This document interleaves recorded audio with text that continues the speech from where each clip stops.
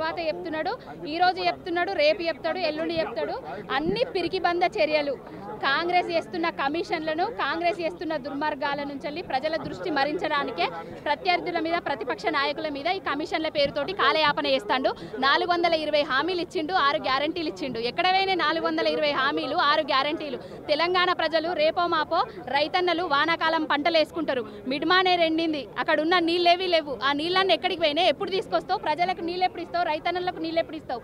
Project కట్టి అన్ని కట్టి రెడీగా పెడితే ప్రాజెక్టు నుంచి నీళ్లు తీసుకొచ్చే ప్రయత్నం కూడా చేస్తలేడు. నీళ్ళు ఇయ్యలేని దద్దమ్మ, 2 పంటలను ఎండబెట్టిన దద్దమ్మ, నీళ్ళు ఇచ్చిన కేసీఆర్ గారిని, 60 ఏండ్ల గోసను తీసిన కేసీఆర్ గారిని ఇప్పుడు విచారణ పేరుతోటి ఏదో వేస్తున్నాడు. చెయ్యని ఏది చేసినా మంచికే, మా మంచికే వేస్తున్నాడు.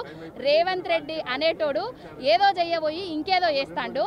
అంటే మేము చెప్పుకోలేంది, చచ్చిపోయిన శవాన్ని బయటికి తీయలేని మూర్ఖుడు. మేము చేసింది చెప్పుకోలేంది వాళ్ళ ద్వారా మాది చెప్తున్నారు. ఎవడాడు అరెస్ట్ చేసేటోడు? తెలంగాణ తెచ్చింది కేసీఆర్ గారు, తెచ్చిన తెలంగాణను కాపాడింది కేసీఆర్ గారు. ఆయన మా కోసం నిలబడ్డాడు, ఆయన కోసం మేము నిలబడతాం. ఎవరు అరెస్ట్ చేస్తారు ఒకసారి రమ్మని చెప్పు.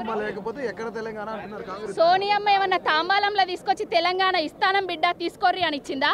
పోరాడితే కదా తెలంగాణ వచ్చింది. సకల జనుల సంబంధ వర్గాలు రోడ్ల మీద కూర్చొని రాస్తారోకోలు చేస్తే, ధర్నాలు చేస్తే, రైలు రోకోలు చేస్తే కదా తెలంగాణ వచ్చింది. ఎడ్డి సన్నాసులు 1200 మంది చచ్చిపోవడానికి, అమరవీరులు కావడానికి కారణం కాంగ్రెస్. అది తెలుసుకొని మాట్లాడు. ఇస్తా అని కాలయాపన చేయడం వల్లనే అమరవీరులు అయ్యిండ్రు. అమరవీరులు కావడానికి కారణం కాంగ్రెస్ పార్టీ. విచారణ వల్ల కాదు, ఇంకేం చేసినా కూడా స్థానిక సంస్థల ఎన్నికలు కాదు, రేపు ఏ ఎన్నికలు పెట్టినా కూడా హ్యాట్రిక్ సాధించబోతుంది బీఆర్ఎస్ పార్టీ, కేసీఆర్ గారు. మేడిగడ్డల 2 పిల్లర్లు కుంగలేదు, చిన్న క్రాక్ ఇచ్చినాయి.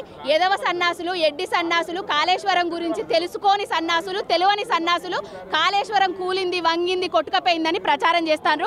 కాళేశ్వరంలో 85 పిల్లర్లు నిట్టనిలుగా గట్లనే ఉన్నాయి. కాళేశ్వరం అంటే ఒక మేడిగడ్డనే కాదు, ఎన్ని బ్యారేజ్లు ఉన్నాయి, ఎన్ని పంప్ హౌస్లు ఉన్నాయి, ఎన్ని రిజర్వాయర్లు ఉన్నాయి, ఎంత ఎత్తుకు నీళ్లను ఎత్తిపోస్తుందో తెలుసుకోవాలి ఈ ఎడ్డి సన్నాసులు. 17,000 కోట్ల బడ్జెట్ తోటి ఓపెన్ చేసిన కాంగ్రెస్ వాళ్ళు 30,000 కోట్లకు ₹1 పని చేయక ముందే ఎట్లా చేసిండ్రు, ఎట్లా పెంచిండ్రు? నాగార్జున సాగరు, జూరాల ఇవన్నీ ప్రాజెక్టులను కట్టి ఒక టెండర్ వేస్తారు, ఇంకొక టెండర్కి ఎట్లా మారింది అంటే టైం పడతా ఉంటే ప్రాజెక్టు వ్యయం కాస్ట్ పెరుగుతూ ఉంటుంది కదా. 2007లో స్టీల్ కాస్ట్ ఎంతుంది, సిమెంట్ బస్తాల కాస్ట్ ఎంతుంది, భూమి రేట్లు ఎన్ని ఉన్నాయి? 2014 తర్వాత భూముల రేట్లు ఎంతున్నది, స్టీల్ కాస్ట్ ఎంతున్నది, సిమెంట్ కాస్ట్ ఎంతున్నది, అవన్నీ తెలుసుకొని మాట్లాడాలి కదా.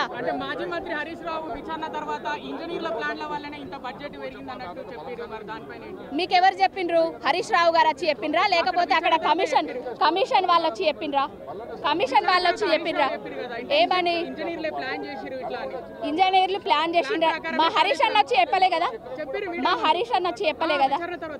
మీకు అట్లా అర్థమైంది కావచ్చు. కాళేశ్వరం గురించి తెలుసుకొని మాట్లాడండి ఒకసారి, ఓకేనా?